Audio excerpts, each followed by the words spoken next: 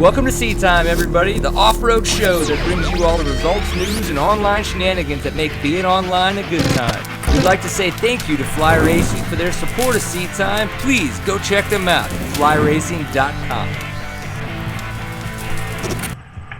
Welcome to Seat Time, everybody. Brian Pierce here, your host for the evening. Typically your host every Tuesday night as well, but I figure tonight I should make it feel extra special and tell you that I'm as well your host this evening. So thank you and welcome to Seat Time. This is the online show for the off-road enthusiast. If you happen to be someone that partakes in any kind of racing of two wheels, maybe you enjoy motorsports. You're like Steven, where a good beer and a good razor makes you have a good weekend. This is definitely going to be a show where you're going to have a good time, and we appreciate everyone who is tuning in. So Seat Time, every Tuesday night we go live. If you, for some strange reason, don't get a chance to check in with us live, that's okay. We do archive the show after the fact. You can find us on Stitcher and iTunes if you're looking for just the audio version only, or maybe even the website, which is seattime.co. That way, we archive everything there. So any kind of press releases that come out or any kind of archive shows, or maybe like the 4CS snippet that we had from our show last week with Alan Stillwell from Stillwell Performance. Pretty spectacular stuff. That's where you can find all of that kinds of stuff. We're, of course, all over the social networks. Just search for Seat Time. You'll find us. It's not that hard, I promise. So tonight's going to be kind of fun. It's episode 138. Last weekend was good. We had Alan Stillwell on, talked a lot about suspension setup and for some of the races coming up. Like this past weekend, they had the National Enduro in Grand Junction, Colorado. This coming weekend is going to be TKO. Following weekend after that is going to be the Enduro Cross, picking back up in Atlanta. First time on the East Coast in umpteenth amount of years. So we got a lot of stuff coming up. We won't have a show next Tuesday. That's just kind of like a precursor to everything. So just prepare for that. Hopefully we can get our guests for this evening as riled up as possible so we can create a great show for you guys. And that way you don't feel like you missed too much next Tuesday when we are not streaming live but are packing up. More on that later. So big thanks to our sponsors and supporters of Seat Time. Fly Racing, you can check them out at flyracing.com, of course. I do recommend everybody going and picking up some kinetic mesh gear from their local dealer for this weekend at the TKO. It may not be in the 90s, but it's still going to be nice and humid. It is southern Tennessee. It's going to be muggy, to say the least. You can check out stillwellperformance.com. Again, go check out all the good conversations we had last week. That is going to be your best way to understand why you should give Stillwell Performance a call and get your squishy suck less done by them. The guys over at KR4 with their Arrive and Ride program, enduros like that we just had in Colorado, GNCCs that are coming up at Unadilla, those kinds of events, if you think that you want to go to those, definitely the Arrive and Ride program is one for you. We really, really appreciate those guys for supporting Seat Time and for y'all for tuning in, so thank you very much.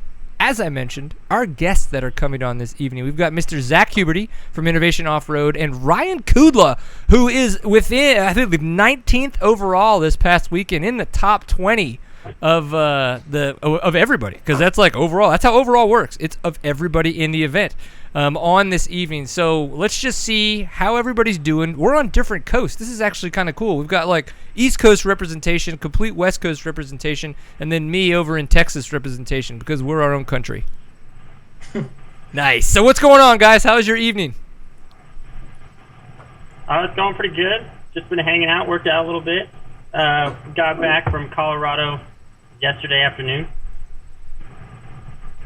Yeah, you stretched? You feeling good? Like you're like, hey, things don't hurt all that much? Or are you kind of like, oh my God, it all still painful? It wasn't bad at all. I mean, I was a little painful in the car ride home, but after that, it was all pretty good. Good night's sleep and ready to go again. Nice. Well, we'll chat about the mileage. Or maybe, as some people said, the lack thereof of mileage. Maybe that was why. Maybe you're just a really good rider. I think you're a really good rider, and that's probably what it's going to be. But we'll definitely talk about the mileage at the National Enduro in a little bit. Mr. Zach, how's it going for you, getting all that TKO testing out of the way? Yeah, not a lot of testing, just putting bikes together. I got to send the Sherco back this weekend, so... Boo! Yeah, getting that ready to go and getting my own bike done. So that's pretty much what I've been doing today. Nice. Well, I see that you're on row 1 for the TKO in the amateur list. How did you pull that off? Did you slide $1 to somebody, or did you promise a handy to somebody at the gate? Like, what's going on there? No, Mark Cook sent me a message like 2 weeks ago and said, hey, somebody ditched and row 1 is available. Do you want to go? And I didn't plan on going, but with that kind of opportunity, you can't pass it up. So, well, the good thing about row 1 is that if you make a mistake, you've got all these other rows coming up behind you, so they can like see you on the side of the trail with your bent pipe or just your torn whatever. I mean, that could be good, right? Yeah, I can just be a show for everybody behind me. Hopefully for me, I'm on row 7, so if I see you, you need to step it up. Or if you see me, you need to step it up. That's true. That's true. You could be the one coming up my exhaust pipe. Yeah. I don't know how you like it. It could go either way. Well, so Zach, you're on because you have good opinions. We talk a lot about national enduros. You've been actually covering a lot of the national enduros with Innovation Off-Road. We're not able to make it out to this event in Colorado, whatever it was. I know you did some local racing, so it'd be cool to hear about that. And Ryan, I wanted to chat with you because, as we mentioned, 19th overall in the top 20 I think is a fantastic result at a national enduro, especially when you're not part of the quote-unquote AA class. You're one of the. Were you in the 250A, Open A? What class were you in? I was in the Open A class. The Open A class. Well, your brother was in the 250A class, right? Yeah. And he got 7th. I mean, I think that's still pretty darn respectable at a national enduro for sure. That isn't too bad. He started on the row behind me this time, so I didn't get a chance to pass him like I normally do. So. Oh, the brotherly love that we all enjoy so much from the Kudlas. That's awesome. So. Let's just kind of say, how was the enduro? It was new to the national enduro this year. I do not know if this is a typical enduro for a different organization. If this is a club that typically has this race, it just happens to be on the National Enduro Series this year. Was this a race you've ever done before? If not, what'd you think of it? If it is, was it any different? Kind of give us some of your takeaways, Ryan. Well, so I'm pretty sure it was normally part of the RMEX series, which is like the Colorado Enduro Series, because I of course did some YouTubing and found some videos of the trails that we'd be on in an effort to scout it out. But as far as being enduro, it was awesome. I mean, I'm a desert racer, so I'm used to tons of whoops and tons of rocks and tons of dust. So they had the rocks and the dust, but it was awesome flowing single track. I mean, it was. I don't really know what any other national enduros were like, but it was just amazing for me. Flowing single track, man, that's pretty impressive. I did see a lot of dusty comments when looking around at what people had said about the race. What were the tests like for you? Did you feel like they were, one, challenging? I guess 2, did they feel too long enough, not long enough, like just right? Like kind of how did all those tests break down for you? So for me, I felt like the first 3 tests were all a really good length. It was 7, 7, and then 8. And as far as difficulty, there was never anything that was really too challenging. I mean, it was when you got on the rocks on the first test, it was just relentless. And then I don't ride a ton of single track if it's not in the rocks, so it was a little that was almost more of a challenge for me.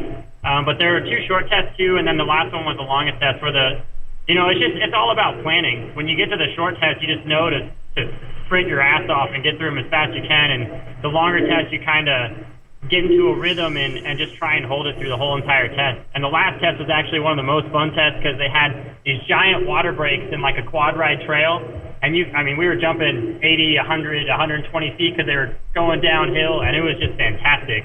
Oh man, see, you're 80, 100, 120 feet. That's easily where I'm like going like one bike length, like just kind of like whoop, bam, just catching a little bit of air. What about you, Zach? You feel like you're all over the place? Nah, I like to keep the wheels on the ground. Yeah, that's the same way I am too. Do you find like maybe desert racing, Ryan, does that kind of prepare you for jumping the whoops, if you will, or jumping these big water breaks and kind of catching a lot of air? Maybe you do a lot of motocross racing as well? Or are you just in the flow and it's just like whatever's happening underneath is happening? Well, I grew up riding in a place called Gorman a lot, and they do a lot of trail maintenance and big water breaks like that, so that was part of it. But out in the desert, you get used to doing a lot of singles and jumping into whoops and landing into crap that you really don't want to land into. So when you have a nice, smooth run out like that, it makes it easy. Plus, I usually try and ride a lot of motocross, so I guess it's all a combination of everything that goes together. Right.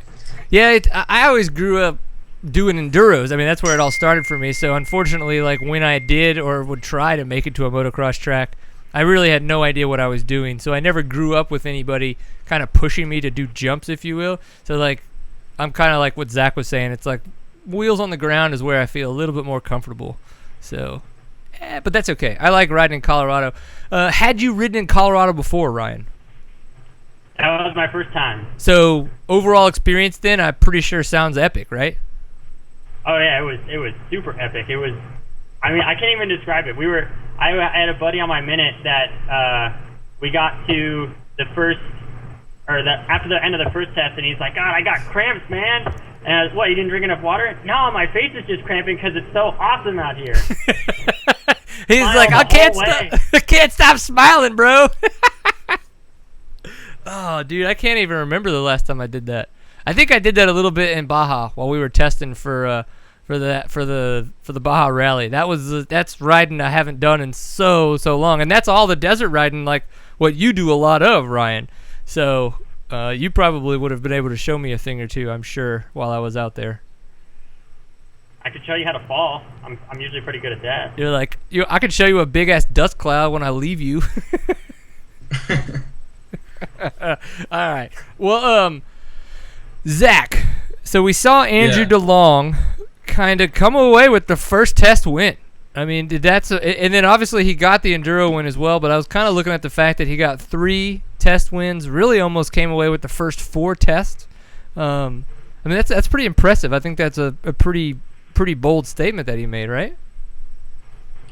Yeah, I mean, I've kind of been writing about it a little this year, but since Charlie Mullins left with his injury, we haven't seen one rider like establish themselves as like, hey, I'm the next guy to grab the championship. And we had DeLong, Graham, and then I'm trying to think of Bakken, who won Virginia. Yep. You had 3 winners, and nobody like established themselves as saying like, hey, I'm here to win the championship for the year. So DeLong's kind of the first one to get 2 wins, and he's also getting a lot of those test wins at the same time. So I don't know. I think he's kind of saying like, hey, look at me, I'm here to stay. And with 17-point lead, going into the last 2 rounds, it's kind of his championship to lose at this point.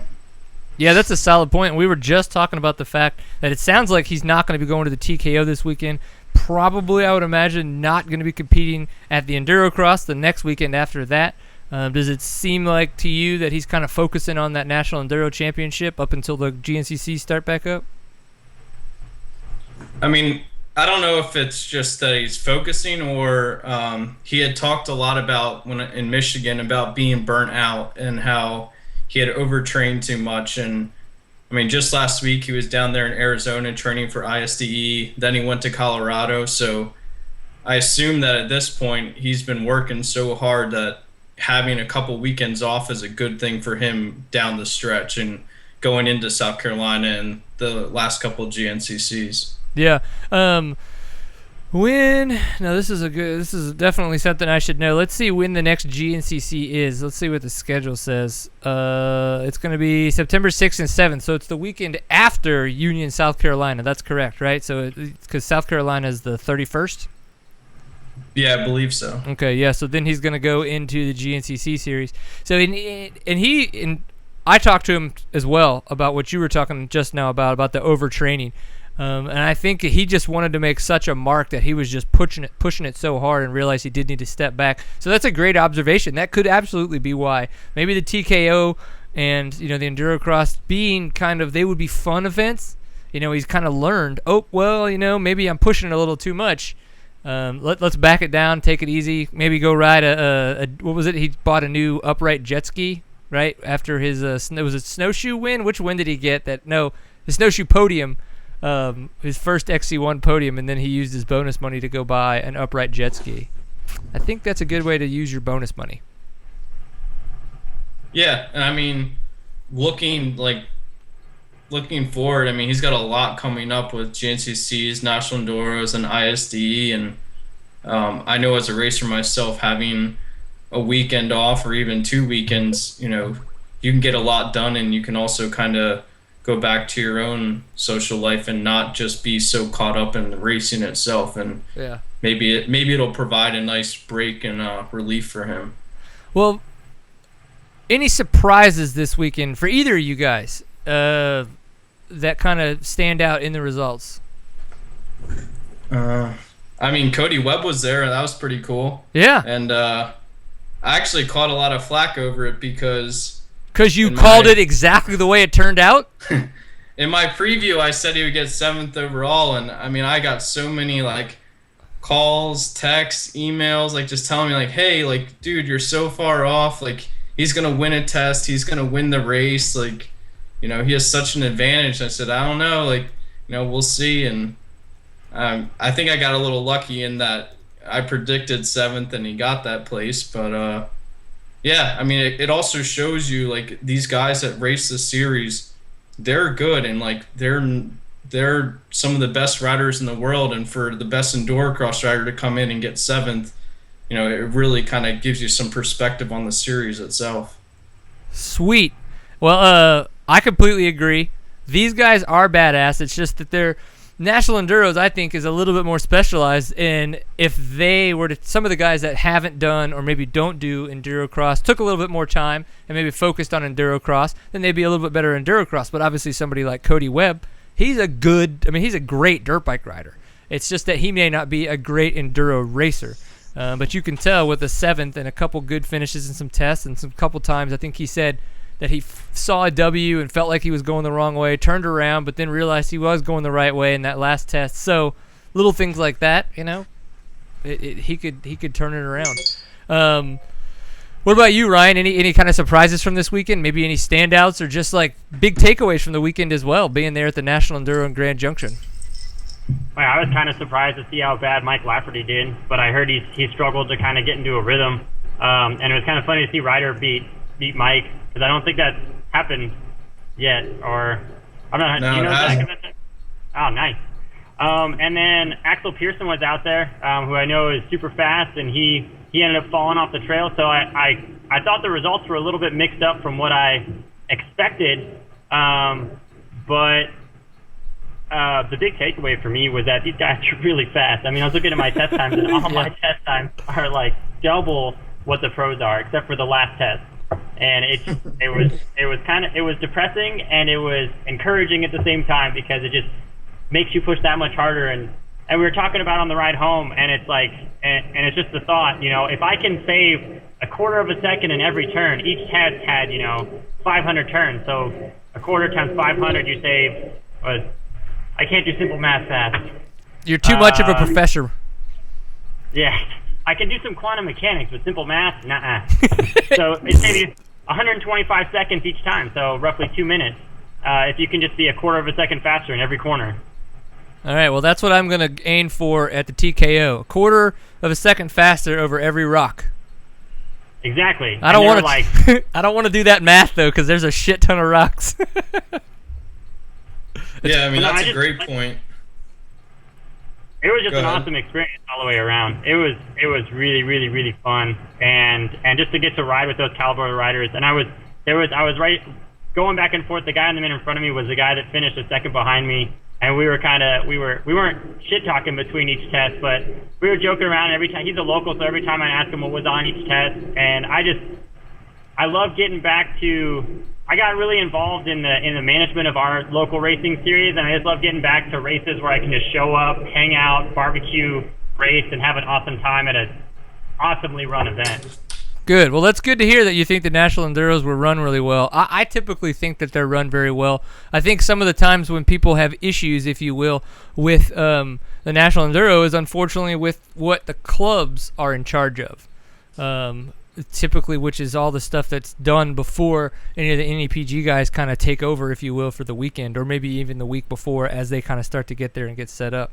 I noticed you were on row 4, Ryan. That seems weird to me, but I think in the WestCheck enduro circuit, you pro guys would run all up front. Is that correct?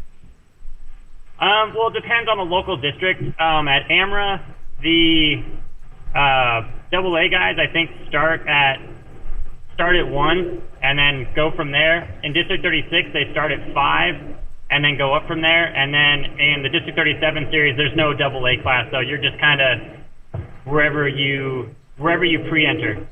Right. So like in Texas, and it was the same in Louisiana, and it's the same at the National Enduros and stuff like that.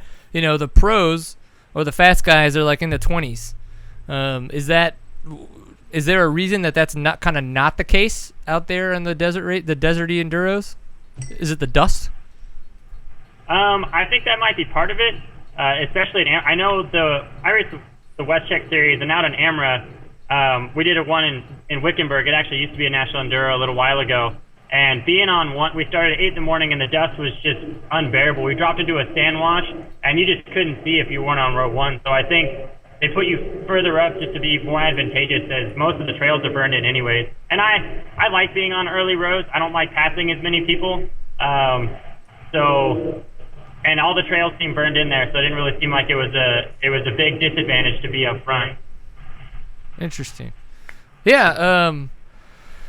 I'm trying to kind of think about that because it seems crazy to me. I think like the place I liked the best when I wasn't in the 20s was kind of like the 15s, the mid-teens. Because for a lot of the same reason that you just said, there doesn't seem to be as many slower guys in there, and as well the trail's kind of broken in a little bit more. But I don't know, Zach, what do you think about that? I know that you guys kind of stick to the quote-unquote more traditional, like pro row, if you will. Yeah, I mean, it's interesting you're talking about this because locally, most times we either start on 15 or 21 for AA's, and it's gotten to the point now where when you get on that 15 or 21, that's when you pre-enter. So now all the AA guys post-enter because the later rows, like especially in the rocks, provide like a little more advantage. But actually at Rattlesnake, I was in one of the conversations where Alan Rant at the NEPG was talking about next year they're thinking about starting the pros on like a row 31 because 31 to the end of the pros, the trail doesn't change as much as say from like 21 to 35. And they're also kind of worried about like this year there's been a couple pros that have gotten lost. So they're thinking that if they start further back, the trail will be more established for the. Or is where you would start from 21 back? I don't know. I really wasn't like following the series, I guess, as closely when they started doing that the row assignments. But I think that is an interesting way to really level it out. Right. Oh, so we're all like checking stuff out and trying to figure out. My daughter's here yelling at the window. And I'm like, hey, Steven, figure out what she's saying. And so the camera's on me the whole time as I'm like, it's like SOS and sign language going on over here. No, it's interesting. That's pretty cool. I'm glad that we're talking about all this fun National Enduro stuff. So I'm looking forward to Union, South Carolina coming up on August 31st. It's going to be fun. Anything? Nora's crawling. Everybody. Nora, my 5-month-old, is crawling. Whoop, whoop, yay! It was that important that she came in here and interrupted the seat time. So now we've been a sex show, we've been a moto show, and now we're a baby show. Well, let me rephrase that, because we didn't actually start as a sex show, but we worked our way into one a couple times, and now we're a baby show. So I don't know, this is kind of weird, but I guess when you have sex, you could have babies. And as long as there's moto, there's sanity. So I guess this show makes complete sense to everybody that's listening, I would think anyway. Okay, so does anybody else know how many of the last Enduros Stuart Baylor Jr. has gotten second at? 3? Yep, 3. What do you think about that, Ryan? I would love to get second. I wish I could do it that many times. That's pretty impressive because he was kind of having, I guess you could say, a slow season, like kind of starting things out. But talking to his dad, his wrist still bothers him. So either it bothers him less, or he's figured out a way to kind of make it work. Or maybe it's just... Go ahead. I think he needs a set of flex bars. That'll help out a lot. I would agree. I completely agree. I think having some flex bars would make things a load easier on his wrist. They make things better on my wrist. I wish they have that what is it called? The Fleshlight, where you can attach it to your iPad. I mean, yeah, that's a sex toy. But maybe we need to get some kind of like Fleshlight. So that way there's way less abuse on your wrist when you're using your flesh. Does you think that's possible? You made a Kudla connection. You could probably make something like that, right? I think we might be able to machine something up. Yeah. If we're using machining when it comes to sex toys, somebody's going to have issues. Let's make sure we coat the aluminum. Whatever we do, I think it needs to have a fine coating of greatness. The rawness makes it a little better. I promise. I like it. Well, Ryan, I don't know if you had a chance, but did you tune in for the show that we had last weekend with Alan Stillwell? I saw actually most of it. Okay. Did you catch some of the 4CS talk that we were having going on? I caught the first end of it, and then I had to actually do work. Okay. So no, that's fine. For what you were able to catch, I mean, were there any takeaways for you from that? That kind of really, I thought he was extremely honest, which I was thankful for, but. Yeah, I mean, basically the thing is, it's here. It's not going anywhere. So we gotta learn how to use it. It seemed like he really worked and got a close setting. I'm hoping to get a 15 soon, so that me and my suspension guy can start working on our settings. Everybody I've talked to says that they're getting there on the 4CS essentially. Yeah, and it sounds like Zach, you did a good job talking about it, and obviously Alan did a fantastic job talking about it too. That it was the fact that what was it? It was not bleeding the oil, but it couldn't move the oil fast enough. It was choking up. Was that correct, Zach? Yeah, it was pretty much saying that, like, I don't know. I think he used that hose analogy that there's too much water trying to go through or too much oil trying to go through the small hole of the piston. I think you've actually seen, but a lot of companies now developing their own piston, which pushes more oil, I guess, to kind of relieve that harshness in the forks. Interesting. Yeah, it was funny because you're talking about the machining of the pistons. There was a gentleman in the chat room that actually does a lot of the machining for some of those suspension companies, not particularly for Stillwell, but some of the other ones in the Northeast. So yes, 4CS forks are making work for Americans in the Northeast and probably around the country. So that's always much appreciated. Man, I got like stuff getting pinged all over the place right now. Well, any other big any other big national enduro stuff? I mean, anything that kind of stood out to you guys? I was impressed that Jesse Grome was still in the top 3. One of my big takeaways that I was really, really, really pleased to see was 2 Texas guys doing so well. Caleb Ramsey, let me get this right. Caleb Ramsey and Drew Higgins, respectively, 14th and 23rd overall. So not only did Caleb Ramsey beat you, Mr. Ryan Kudla, but he also beat Mr. Cole Kirkpatrick, who I believe was in about 17th overall. And they were both, though, in the expert AA class. And so with that, Caleb was 3rd, actually on the podium. What? And then Drew was 5th. Drew's done really well at a lot of the national enduros this year in the expert AA class. I don't know if you've kind of looked into him at all, Zach, or followed what he does in Texas and maybe outside doing the Moore series and stuff like that. But what are your thoughts on Drew Higgins, if you have any, at this point in time? I actually met him at the rattlesnake race for the first time, and yeah, I mean, we didn't talk for long. I was actually talking to the Kenda guy, and he had a bunch of Kenda questions. I guess he was starting to run some.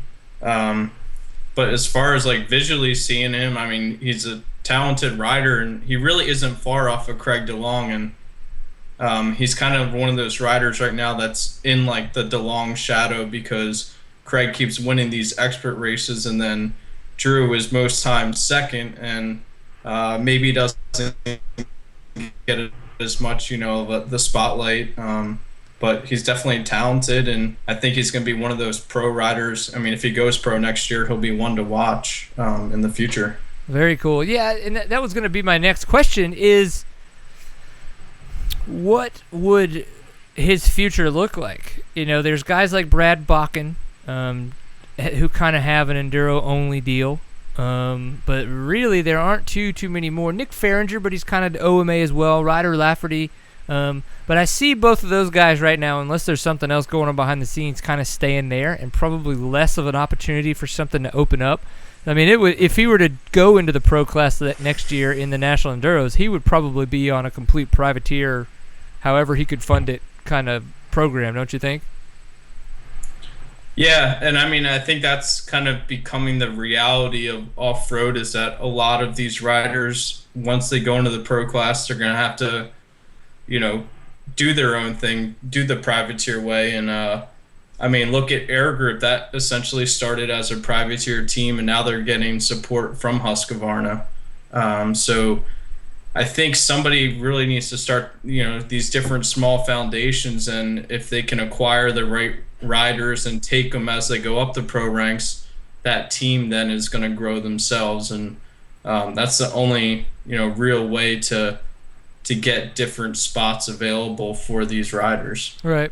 Ryan, any thoughts on that? I know that with your brother being a promoter, and you as well helping promote a lot of races, I mean, have you kind of any take on how maybe people could kind of create these smaller, obviously very low budget, kind of privateer-esque teams to maybe just help out with certain aspects of racers like a Caleb Ramsey or a Drew Higgins being able to make all the national enduros and take a shot at maybe a top 10 overall in the national enduros?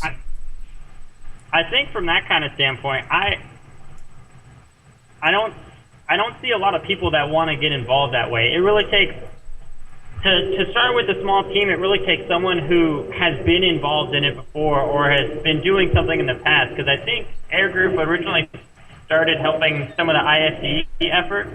I'm not 100% sure on that. I know they were helping last year. But as far as small teams, you really have to find somebody that's interested. I got lucky enough that I found a person who used to race, and his company's doing well, and he wants to give back. I mean, I would really, really like to see it. Like Purvine's really got involved, and they have their factory beta on the West Coast now, and that kind of started as a smaller operation and has grown significantly even after just the first year. So I want to see it. I want to see companies do that, but in reality, it seems like it's really hard to get someone invested for a whole season or involved on a consistent basis. Yeah, no, I would completely agree. And unfortunately, I don't have a ton of knowledge when it comes to that kind of stuff just because I've never been, A, a good enough rider to where I've ever talked to teams about it, or B, financially stable enough or well enough off that it's like, okay, cool, I've got 10 grand that I literally would like to be able to write off. Let's make sure these guys can have a good year and I can help people out. So, I don't know. It'd be interesting. I'd like to hear more people's thoughts on that kind of stuff if we can come up with it. I think one good person to talk to about that, Zach, would be Idaho Joe. That kind of stuff, and because he had some fantastic stuff to say about the ISDE qualifications and stuff like that when we had him on 2 weeks ago. Yeah, and I think then there's like the other side of that, in that a lot of people that are trying to start their privateer teams, that they have, when they go to these different sponsors, they don't clearly establish like what they're going to do for the sponsor. Yeah, they're just like, give us your money. That exposure back. Yeah, I mean, and with somebody that has 10,000, you've got to be able to prove to them and say that, here's the exposure, here's what you're going to get out of it, and here's where you're going to see your return. And I think sometimes in off-road, that's a really hard thing to prove, and especially with like a privateer team. But people that have done that before have been able to, get that success and support and, slowly build. Yeah. Yep. I like it. Well, let's keep the discussion going, and we'll figure out how we can, make money and give people money. That's like the American dream right there. Actually, probably just making money. But I mean, we'll figure it out, right? We're smart people. Look, Ryan's like totally smart, like brainiac over there. Only a little bit. It's all a facade. If you say the right things, you just sound smart, and people stop listening at a certain point. I like it.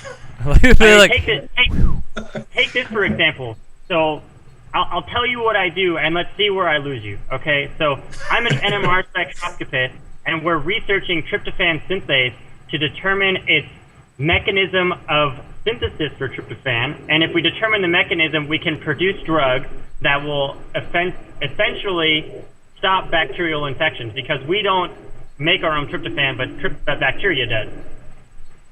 Those bastards making tryptophan. I can't believe those bastardly bacteria in my body are doing that to me. Or is that good? Did I miss?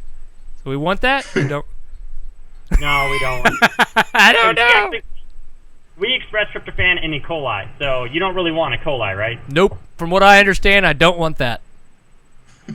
So that's a little of what I do. See, if you just say the right things, even in our world, that's just a very basic statement, but to everybody else, like, you could say something, you're a web designer, right? True.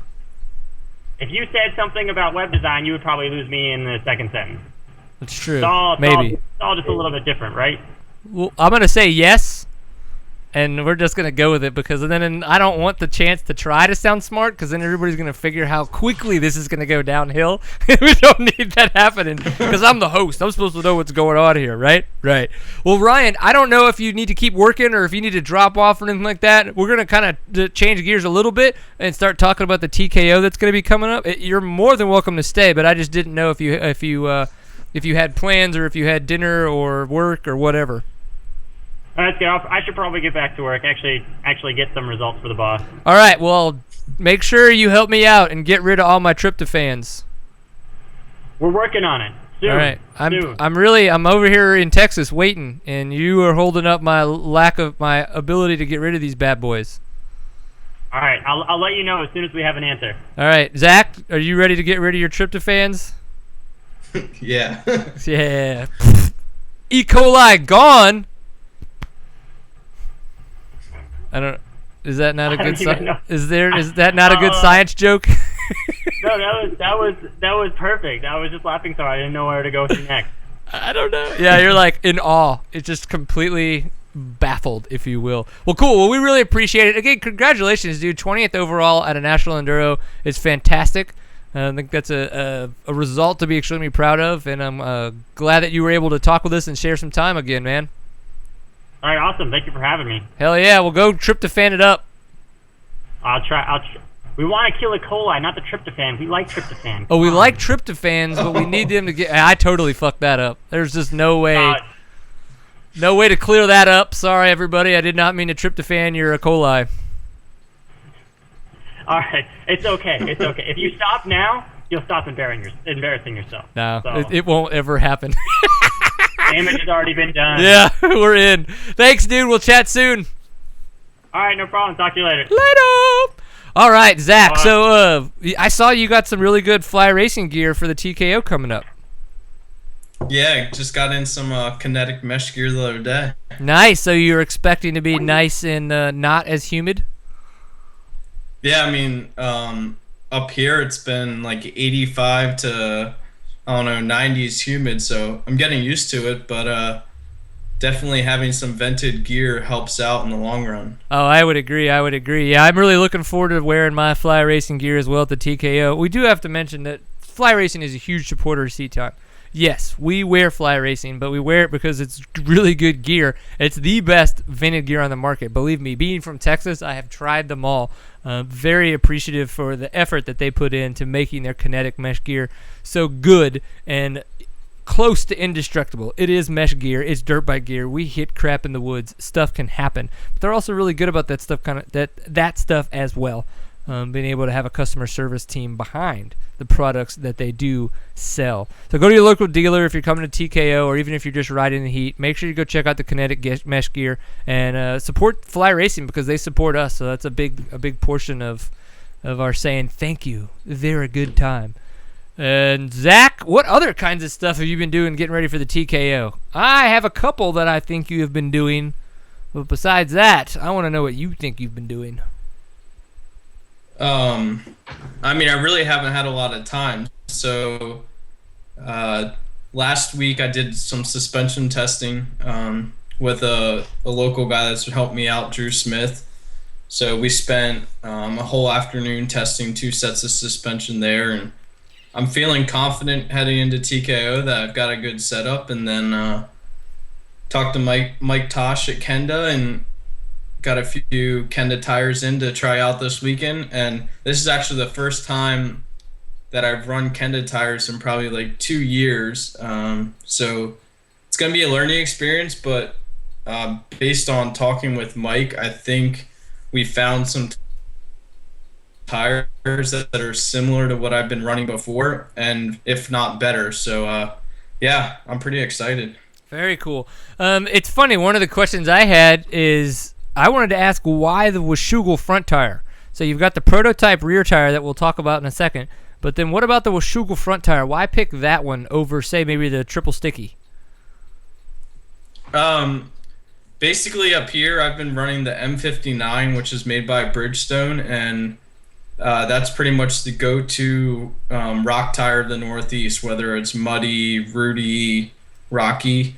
And when I talked to Mike, I said, I want to run something that's almost identical or similar to the M59. So he recommended the Washougal, but he also said the triple sticky would work well. And for me, using this tire for like the first time, which will probably be on Saturday, I would rather pick something that's not drastically different and something that I already know works well for me. Right. So just kind of keeping one of those variables the same instead of changing it. Yeah, it's funny that you mentioned that because that's not what I did at all. I said, "Hey, Mike, what tire is going to help me the most in the rocks?" And he was like, the triple sticky in the front and then the prototype in the rear. And I was like, "Send them, 21 and 18, bro, bring it." He was like, "Okay." I was like, "I don't care how this thing works in the dirt because the dirt's not going to be my problem. It's going to be the rocks." So that I was just like, whatever. And at the time, it looked like we might be getting rain. But now, if you look at the forecast, it looks like it's going to be high in the 90s. But then, of course, muggy is all get out. So super ball sweat. Super ball sweat. Yeah, I think it's supposed to rain. I think it was today, and then it's supposed to be dry the rest of the week up until the race. So I've ridden down there once before, and I know that it holds moisture pretty well. So even if it is dry up until then, there'll probably be some slick spots. But for me, I'm hoping it's dry. That would be the best case scenario. Yeah, no, I would agree. If there's just enough to kind of keep the dust down, that's going to be super exciting. So do you think we're going to see Cody Webb win again? I don't know. I mean, he's been pretty dominant this year in almost every, extreme indoor that he's been going to.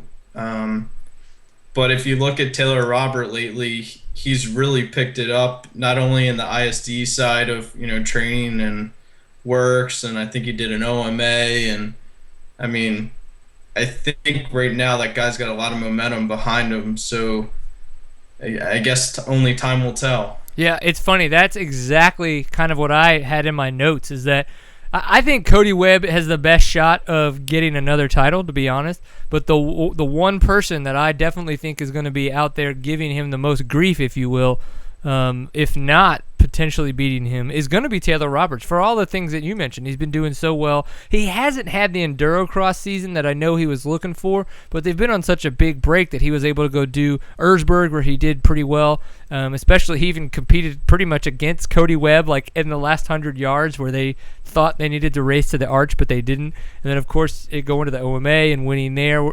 He's been doing all the training for the ISDE that they did last weekend. I mean, the guy is got his head on straight. So, and he second place last year. No Mike Brown this year. It looks like. I mean, Mike Brown's doing the Australian 4-day right now. I mean, he is literally, it's winter there, and it's the next day.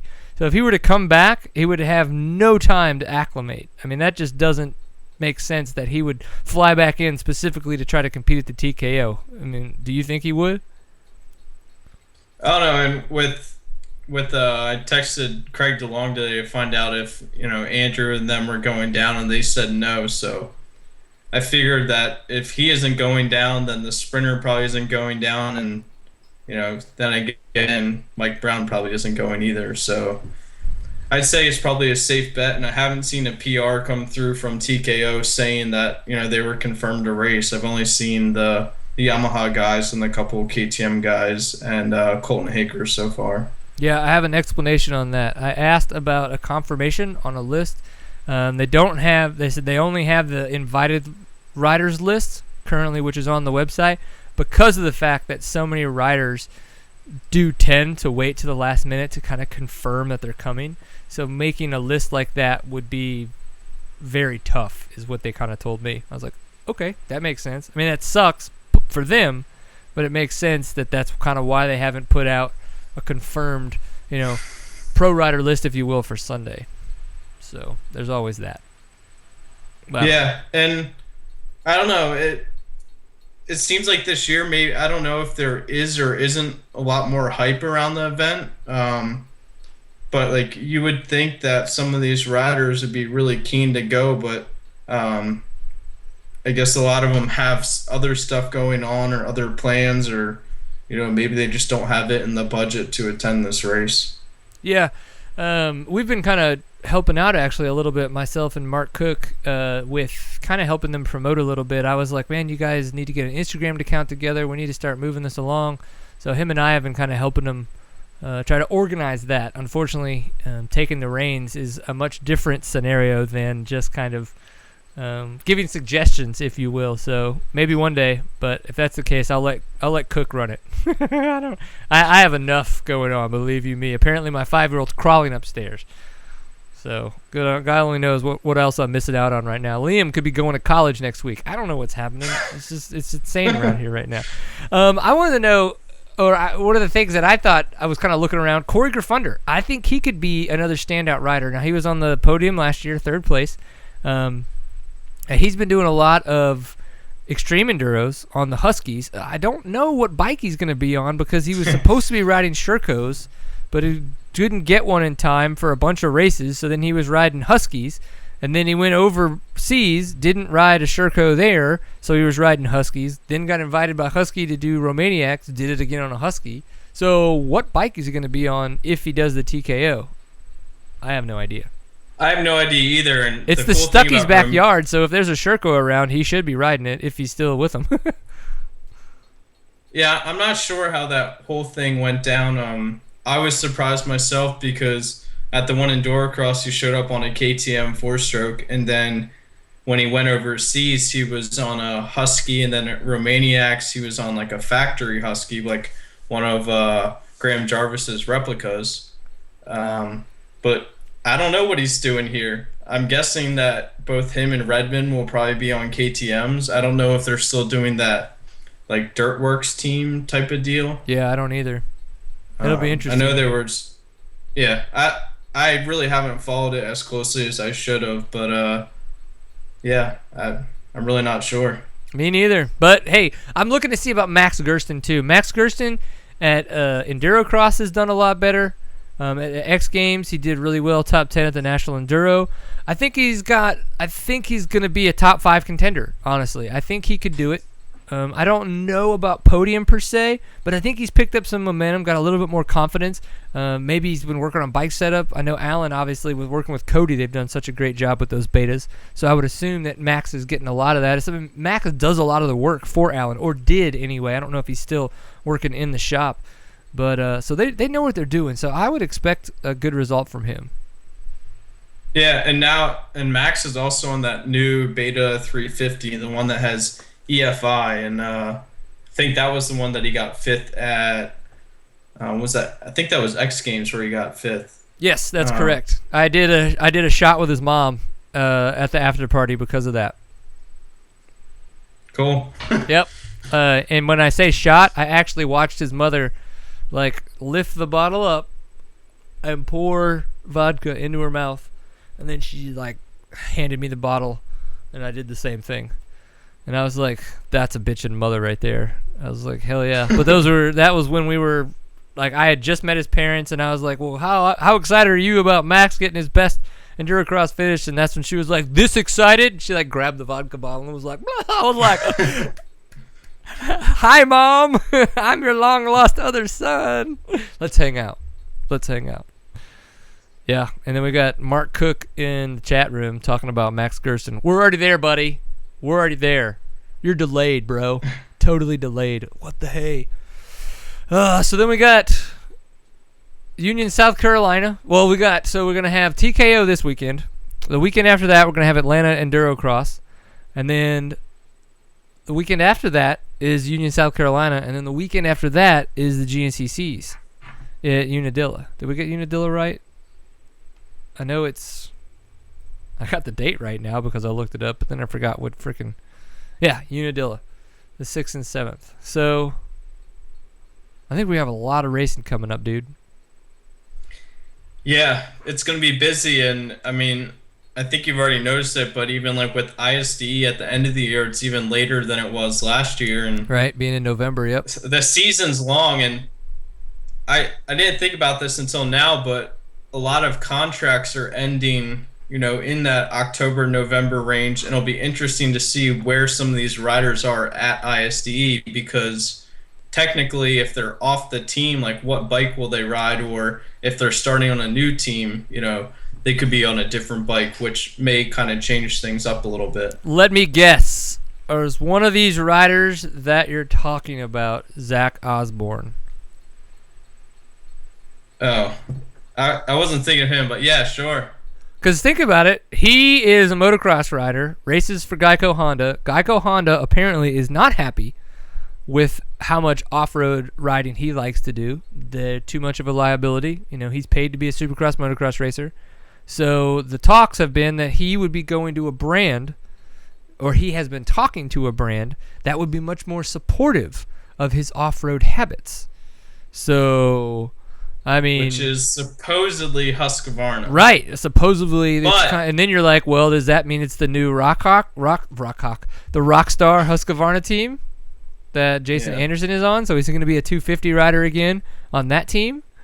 But what you have to think about, though, is that even though, you know, he may think going to that team that he can ride more off-road, you know, once you get paid so much money to race supercross and motocross, any team manager isn't really going to like them going somewhere else and possibly getting hurt. They would much rather have them get hurt on a motocross track than in the woods or at some GNCC, you know. Yeah. So I don't think... I think it's that they didn't like the fact that he did it at all. Because if you kind of pay attention, he never really did it when it could really... He wasn't doing it the weekend before, you know, a season started or something like that. I think he was giving full focus to motocross and supercross. It's just that they did not like the fact that he wanted to do that kind of stuff. Like even going to the ISDE, like they're paying him to be a supercross and motocross rider. Why would they want to then add that to the bill if they don't want to support it? I mean, if they're, I mean, obviously this is all rumors that we're kind of unfortunately going off of, but if they're that biased about it, you know, then why would they want to throw that into the thing when maybe with somebody else he could actually get all that put into the contract, where if he's healthy and motocross and supercross, you know, is done and his commitments are done there, that he has the ability to have team support for, you know, these other events. Maybe a bike, you know, more off-road specific bike, maybe a mechanic, maybe he's going to be part of other kinds of teams that are at these events. So I think just having the ability to have that built into the contract where he can do other stuff and get support would make it a lot more beneficial for him to have better results. I don't know. Yeah, I mean, I definitely agree, but I mean, at the end of the day, no matter how much and, you know, what's written in the contract, I just don't see it happening, him going to like any supercross or motocross team and them saying like, here in your contract you can race off-road. Like, I just know as if I was a team owner, I would probably be in a similar position as Geico, because that's where all of your resources are going, is into that rider. And you're putting so much money behind him that, I mean, I guess for the rider it'd be great to do off-road, but at the end of the day, like you said before, that's what you're paid to do, is race supercross and motocross. And I guess sometimes you have to make choices. And my guess is in the next couple of years is that we'll probably see Osborne more on the off-road side than we will in motocross. Yeah, I don't know. It'll be interesting. We'll just have to kind of see how things develop for next year and see what that is, if it does come to fruition. Obviously, if he's on Geico Honda next year, then it didn't. But if it does, and he's on a Rockstar Husky team, or he's on another whatever team that has the ability to maybe do some off-road on the side when it doesn't interfere. we'll kind of see how that develops. I mean, he could like have a year or two of good Supercross, motocross, and be like, all right, I have a chance at being a top 5, top 3, champion guy. I need to focus here. Or I don't want to be a top 10 guy. I'd rather just go race off road than put the effort in and only be top 10 motocross, Supercross, and go somewhere else. I don't know. Yeah. So I don't know. Go ahead.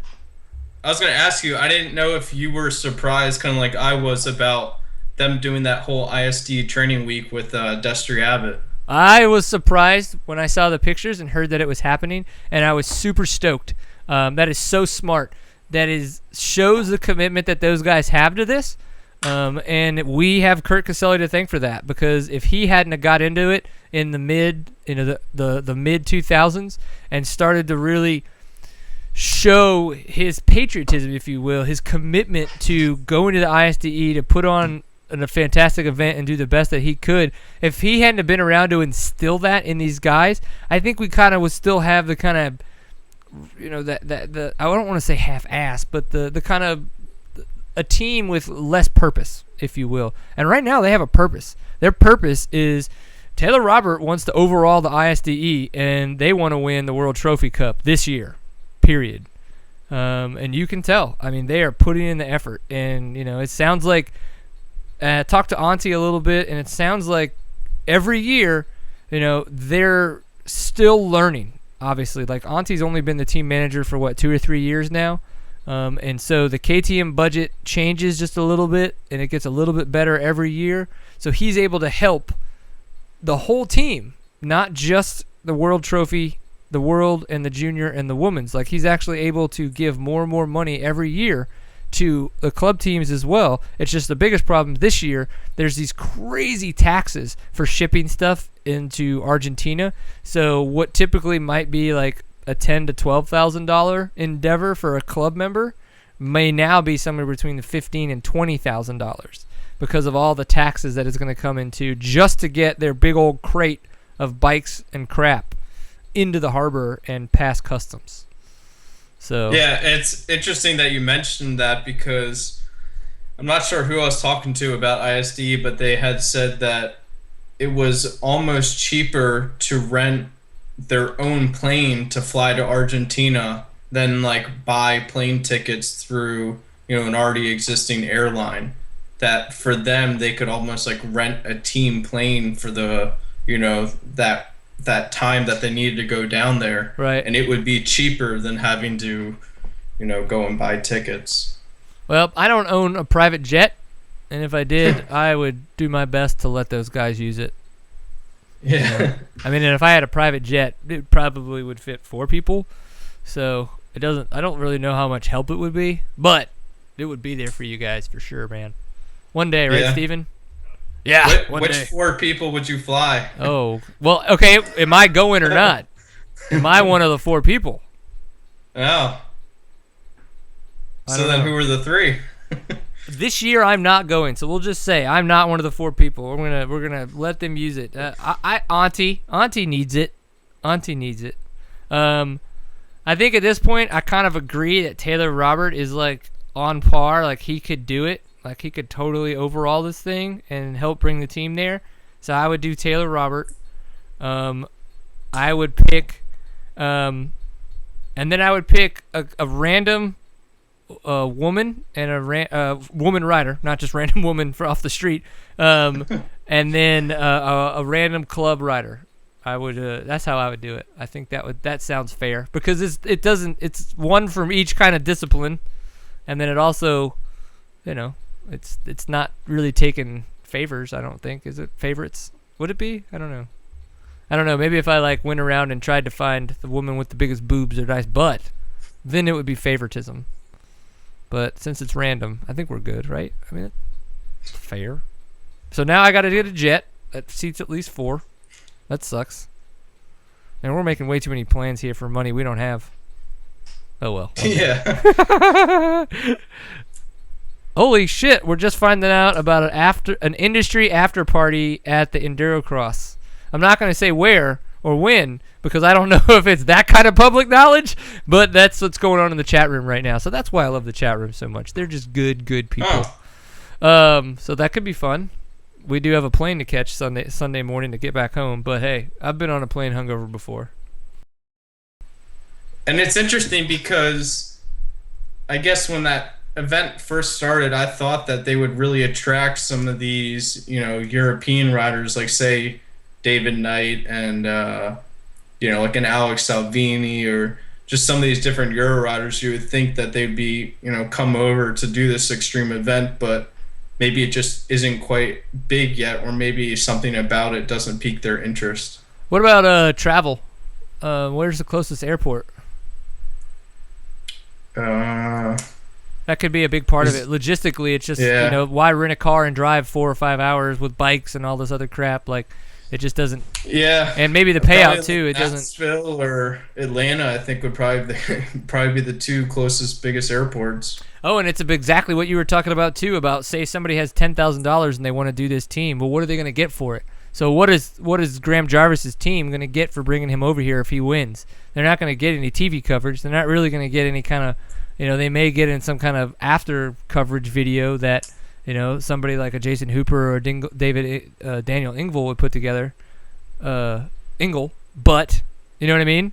So but it's interesting that they've come over to do, say, King of Motos. But look at the coverage King of Motos gets. Yeah.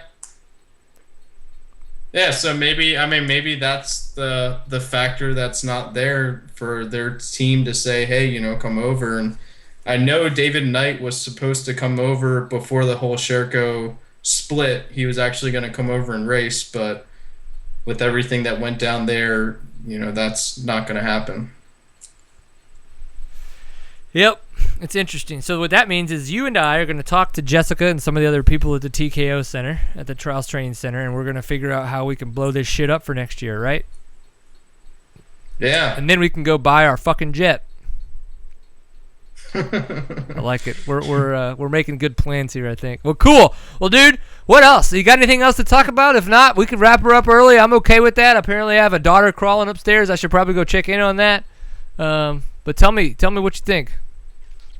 Yeah, I've really got nothing else that's new. I'm gonna see you guys down there at TKO this weekend, and hopefully get some good content out of it, and have some fun racing and stories, and should be a blast.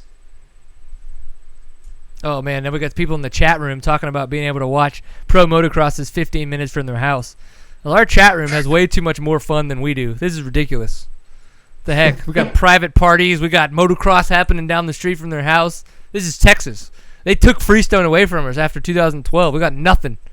Nothing. Hey, speaking of motocross, I have to say the coolest thing ever this year was in South Carolina. This guy turned his Sprinter into like a widescreen TV, and he had this huge LCD in the door, and there's probably like 100 people surrounded around this guy's trailer watching Supercross. It's pretty cool. Is that like a picture you saw on Facebook or something? No, like I was there. Oh, you were there. Okay. Yeah, Saturday night. Everybody was talking about like, hey, this guy has a race on, and here he has this big like LCD monitor right in the side of his Sprinter. Wow. Yep. Those are the people you have to. Those are the people that have jets. Yep, exactly. Love it. Well, cool. Well, definitely, as always, we really, really appreciate you being on the show. Thanks for your insight and your input. And I guess we'll be hanging out this weekend, huh? Yeah, definitely. Cool. Well, we'll have a beer Saturday night because I will not be racing on Sunday, regardless of making it or not making it. I don't think I'll make it, one, but two, even if I did, I've got way too many responsibilities on Sunday to take care of. But I can still have a few beers Saturday evening. Wait, you didn't really say about Endurocross yet, did you? No. I don't know if it's public knowledge or not, honestly. Like, we haven't been so it's just kind of been like a but we do know that there will be a press release next Tuesday, the 19th. The 19th is when the press release comes out. So that's the official word. And so I just kind of was like, I guess we'll just leave it to that. It doesn't benefit us more or less. You know what I mean? So, yeah. All right. I know. Well, we'll talk about it this weekend. Don't you worry. Yeah. Sweet. Well, you take it easy. Have fun out there. And yeah, we'll see you this weekend. All right, sounds good. Thanks, man. Peace. Mr. Zach Huberty, folks. Don't forget you can check innovationoffroad.com for his thoughts, reviews, interest, and ability to post things on the internet. Actually, I think he does a fantastic job, and I'm really happy with the coverage that we've been seeing at the National Enduros because of Zach. So that's, if nothing else, that's definitely a reason you should go check it out because I told you to.